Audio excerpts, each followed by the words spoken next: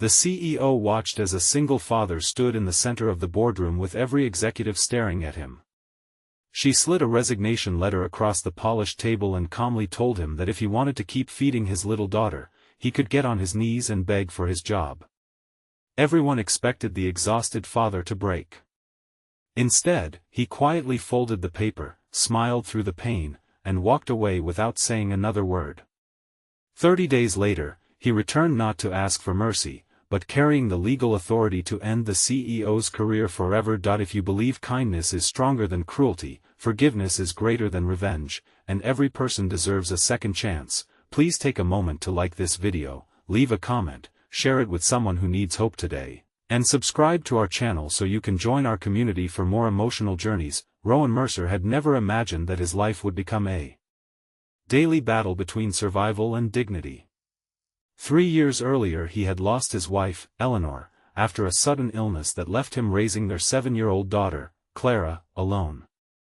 Every morning before sunrise he prepared breakfast, braided Clara's light brown hair the best he could after watching countless online tutorials, packed her school lunch with handwritten notes, and rushed to his office hoping that another day of hard work would keep their small apartment warm and secure. He never complained. His co-workers often wondered how someone carrying so much grief could still smile whenever Clara sent him childish drawings during lunch breaks. Those colorful sketches covered the wall beside his desk, reminding him why giving up was never an option. The company where Rowan worked had once been known for loyalty and compassion, but everything changed after a new CEO named Celeste Vaughn took control. Brilliant, fearless, and incredibly ambitious, Celeste had built her reputation by cutting costs without hesitation. Investors praised her efficiency, newspapers celebrated her bold leadership, and business magazines called her the future of corporate excellence. Yet behind the polished speeches and expensive suits was someone who had slowly begun believing that weakness had no place in success. Employees lived in constant fear of disappointing her because one mistake could erase years of dedication. Rowan never sought attention. As senior operations manager, he quietly solved problems before they reached executives. He stayed late whenever systems failed, trained new employees without expecting recognition, and willingly covered shifts for coworkers facing family emergencies. Even Celeste benefited from countless invisible victories created by Rowan's patience and intelligence. Though she barely knew his name, everything changed during a quarterly financial review held on a bright spring morning. A major supplier unexpectedly collapsed, delaying critical deliveries and threatening an important client contract. Although Rowan had warned upper management weeks earlier about depending on a single supplier, his report had been ignored. When the crisis finally exploded, Celeste demanded someone accept responsibility. Rather than admitting strategic mistakes, several executives shifted blame toward Rowan because his department had discovered the problem first. As accusations filled the room, Rowan remained calm. He presented documents proving he had submitted recommendations long before the crisis. Those reports clearly showed that preventive action could have avoided millions in losses. Instead of thanking him for his foresight, Celeste interpreted his evidence as an attempt to embarrass executive leadership. Pride blinded her judgment. She accused Rowan of undermining company unity, questioning leadership, and damaging morale. Then, before dozens of employees, she placed the resignation letter before him and declared that if keeping his paycheck mattered so much, he should beg for it. The room fell silent. Several co-workers lowered their eyes, unable to witness such humiliation. Rowan thought about Clara waiting after school, about rent due in 2 weeks, about the grocery list folded inside his pocket. Every logical thought urged him to surrender his pride. But another voice reminded him of the promises he had made beside Eleanor's hospital bed, that Clara would always see courage instead of fear, honesty instead of compromise, dignity instead of desperation. He quietly picked up the resignation letter, thanked everyone for the opportunities he had received, wished the company success, and walked away with his head held high. News of the incident spread quickly through the office. Some employees cried after Rowan left. Others feared they could be next. A few secretly sent him messages expressing regret for remaining silent. Rowan answered every message with kindness, telling them to protect their families and never blame themselves for choosing safety. Life became painfully difficult. Job interviews ended without offers because the economy had slowed. Savings disappeared faster than expected. Rowan sold his motorcycle, cancelled every unnecessary expense, and accepted temporary repair work for local businesses during the daytime while continuing to search for permanent employment. Clara noticed the changes but never complained. Instead, she proudly announced that peanut butter sandwiches were her favorite meal and suggested they turn evenings into indoor camping adventures using blankets so their smaller apartment would feel exciting rather than frightening. One afternoon, Clara found Rowan staring quietly at unpaid bills. Without saying much, she placed one of her drawings beside him. It showed a large tree standing strong during a storm while a little bird rested safely beneath its branches. Underneath she had written, in uneven handwriting, that the strongest trees protect others even when the wind hurts them. Rowan hugged his daughter, realizing children often understand strength better than adults. Meanwhile, Celeste celebrated aggressive restructuring. Investors initially applauded rising profits.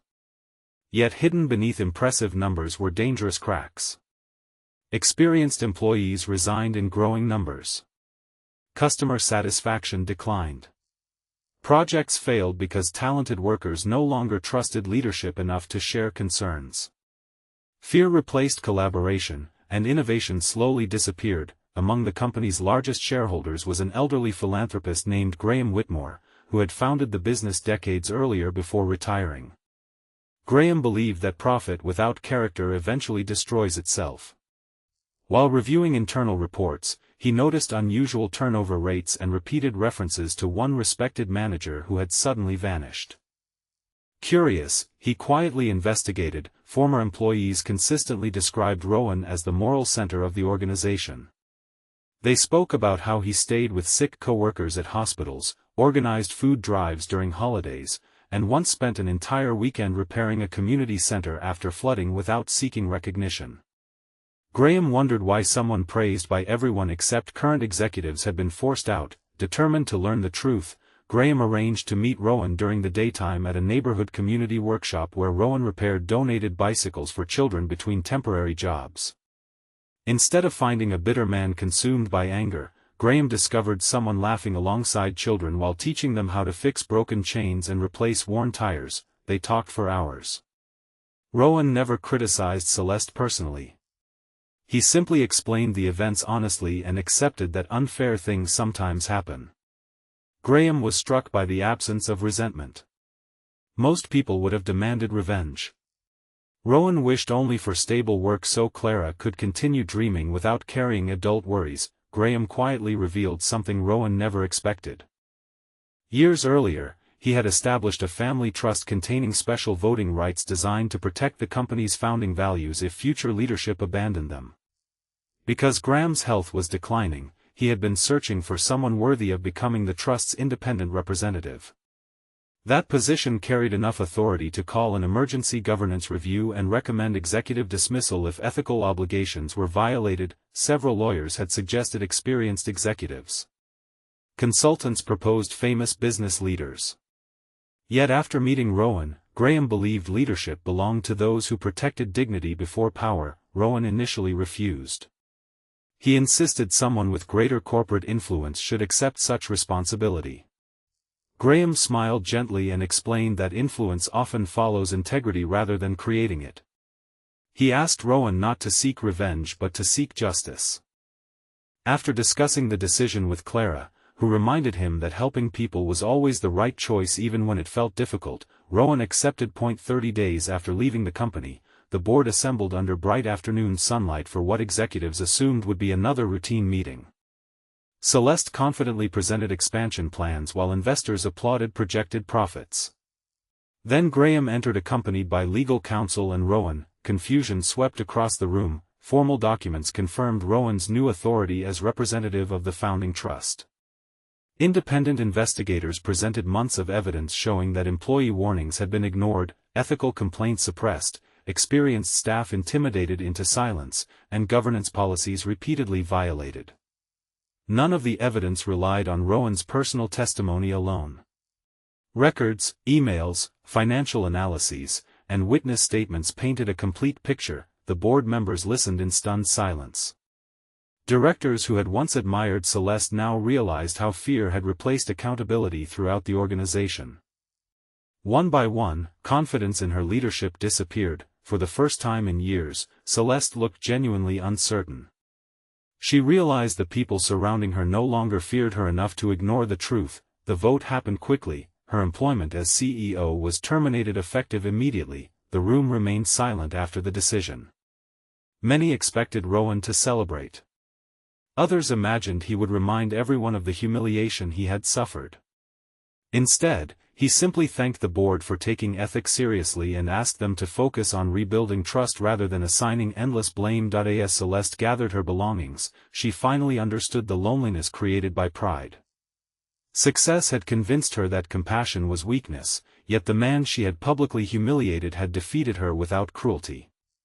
His victory came through patience, honesty, and quiet integrity. Days later, she requested a private daytime meeting with Rowan at the same community workshop where children continued repairing bicycles. There were no cameras, reporters, or board members. She admitted that ambition had slowly erased the values she once held when beginning her career.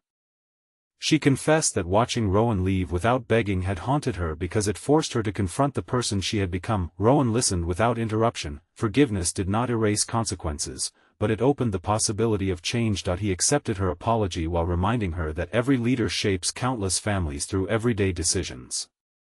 Spreadsheets never reveal the tears hidden behind layoffs, humiliations, or careless words. True leadership begins by remembering that every employee returns home to someone who loves them. Those words transformed Celeste more deeply than losing her position ever could. Months later, the company looked remarkably different. Rowan accepted the board's request to become Chief Operating Officer rather than CEO because he believed leadership should be shared among capable people instead of centered around one personality. Employee councils returned. Anonymous feedback was encouraged. Family support programs expanded. Experienced workers who had resigned slowly came back. Profits recovered steadily, but more importantly, trust returned. Clara often visited the office after school. Her colorful drawings once again decorated Rowan's workspace, except now they inspired entire departments. One picture showing people holding hands beneath a bright sun was framed in the main lobby beside a simple sentence chosen by employees: "Respect builds what fear can never sustain." Celeste eventually founded a non-profit organization helping unemployed workers rebuild careers after unfair dismissals. She never forgot the humiliation she had caused or the mercy she had received. Instead of hiding from her past, she allowed it to guide every future decision. Graham spent his final years watching the company rediscover the principles upon which it had been built. He often said the greatest investment he ever made was believing that character outlasts titles. Before this story ends, take a moment to leave a meaningful comment. Have you ever seen kindness overcome pride, or forgiveness change someone's life? Your words might encourage another person who is struggling today. Rowan once believed losing his job had destroyed his future. Instead, it revealed the strength already living inside him. Clara learned that courage is not measured by how loudly someone fights back but by how faithfully they protect their values when everything seems lost. Celeste discovered that power without humility eventually collapses, while compassion creates influence that survives every title. Together, their lives proved that dignity may bend under pressure, but it never truly breaks, and that the people who refuse to surrender their character often become the very ones who change the world around them. If this story touched your heart, please like this video, leave a meaningful comment, share it with someone who needs hope today, and subscribe to our channel so you never miss another emotional journey. May this reminder stay with you long after the story ends. No act of kindness is ever wasted, no season of hardship lasts forever, and sometimes the person asked to beg today becomes the one who quietly restores justice tomorrow.